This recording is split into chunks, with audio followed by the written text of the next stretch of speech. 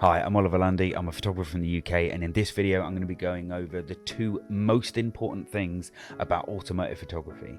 This is going to have the most impact on your images, and it's going to give you the best possible results, and it's where you should start your planning, and they're the two factors that are going to impact each other the most on the decisions you make about your photo shoots. So let's get stuck in.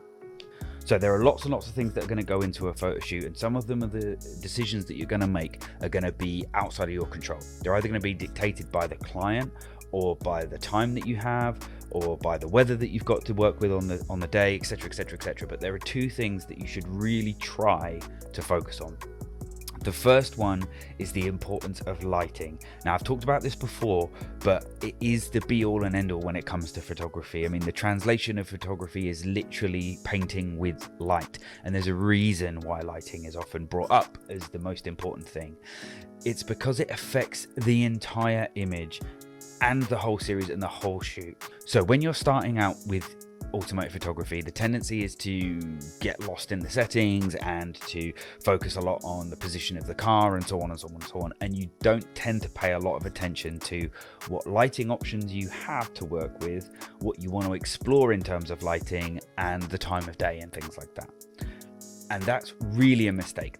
What you want to be doing is starting first with what lighting do I want, have access to, need, or would prefer for this particular photo shoot. So if you're using natural light, in that you're shooting using the sun as your light source, that's fine. You can get some really good results doing that. And if you're in an outdoor environment, then you're either going to be contending with the sun or having to use the sun, or you're going to have to wait until nighttime in order to use some other lighting option. And I'll get to that in a bit. But for starters, if you're shooting using natural light and you're using the sun, I've talked about this before, but the importance of golden hour is massive, and golden hour is the first hour after sunrise and the hour before sunset. Now, these two time zones are going to give you the best possible quality of light. They're going to give you nice golden warm light. They're going to have nice long shadows, and the light source is low in the sky, which means that you can get things like backlighting done well. You can get side lighting rather than top down lighting, which doesn't tend to look particularly flattering, and it tends to flatten images out. So you get more depth, you get a nice soft light, you get nice warm light. It's much more attractive looking, and you've almost definitely seen lots of photos in this style or shot at this time of day because of how popular it is. So I'm going to put up a bunch of images now that I've shot at golden hour, and as you can see, it makes a really big difference. And it gives the image a really nice quality to it. Now, you're not always going to be able to get really awesome sunsets, but if you shoot at the right time of day with the right kind of lighting, then you might be able to use a sky replacement to put in a nice sunset. As long as the images were shot using low in the sky golden hour light, the foreground and the subject of your image will match up with a sunset background. Equally, you might actually get lucky and get a really nice sunset background, but you've got to plan to have your photo shoot at these times if you want to take advantage of this type of light. So that's number one. If you're going to be shooting at night, then you've got a whole nother lighting challenge, which is getting enough light to actually get your images. So first of all, you're going to want to get a tripod, because you're going to have to use longer exposures if you're doing nighttime stuff. You might want to find locations where there are actual lights, like in cities, for example, and I'll come on to locations in a bit. But there are lots of different lighting options, including bringing your own. You can bring strobes, you could bring LED light ones and do light painting. I've got a whole video on light painting. I'll put a link up in the corner there. And this is a really good method for car photography because it gives you lots of customization options. But if you're shooting at night, you need to factor in the idea that you're not going to have ideal lighting, and you need to have a solution for that you're comfortable with. And again, that's going to affect how you plan and where you go. And this brings me on to the second thing. So the second thing is location.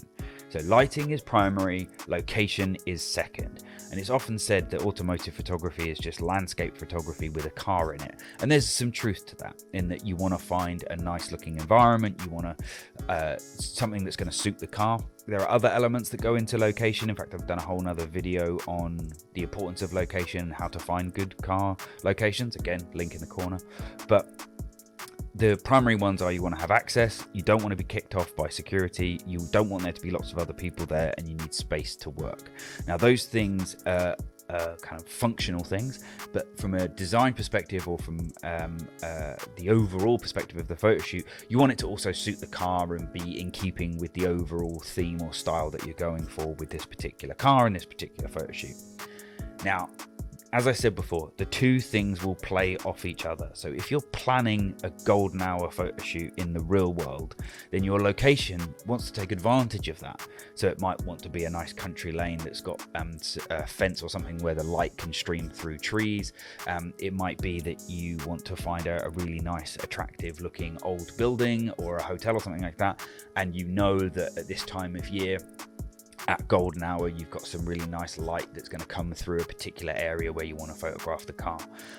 But you need to combine your location with what the lighting's going to be like at the time. Equally, if you're going to be shooting at night and you're going to be using artificial light, then that might affect the location, because you might want to find a darker location where you're not fighting against the ambient light in order to actually isolate the car just using your own lights. So there's multiple different combinations of what lighting have you got access to, are you comfortable using, and is available to you at the time when the photo shoot needs to happen, or can you change the time to suit a better plan? And then as a result of all of those factors, what's the best location to achieve those things?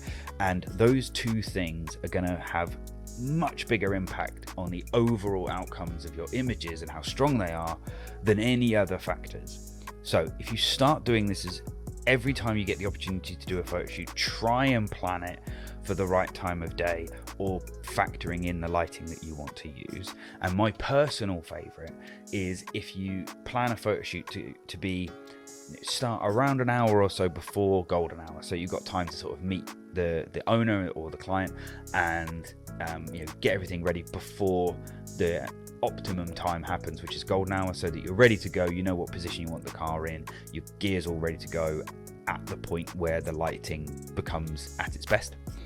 And then you can shoot through golden hour into blue hour, which is just the hour after sunset, where the sky goes a really nice deep blue color.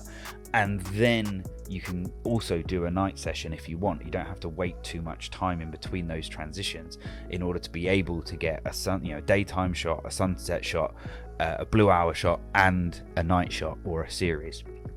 And that way you get a nice range of different situations, and you can really explore what's possible with all the different lighting options that come with those scenarios. You're not always going to have the option for this, but if you can, it's really, really good to try and plan your shoots in this way.